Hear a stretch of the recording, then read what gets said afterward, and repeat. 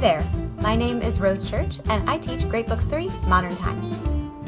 I graduated from Ave Maria University with a double major in theology and economics, and now I live in Carbondale, Illinois with my husband and work in campus ministry. This will be my second year teaching Great Books 3 for Rolling Acre School, and I'm super excited to continue on this journey for truth. What I love about this course is it brings together my theology and economics background and really lets us go deeper into what were people thinking about the Enlightenment. What does that tell us about the human person? What does our culture say about life? What does it say about death? What does John Locke say about this? What does Shakespeare say about this? What does Mark Twain say about this?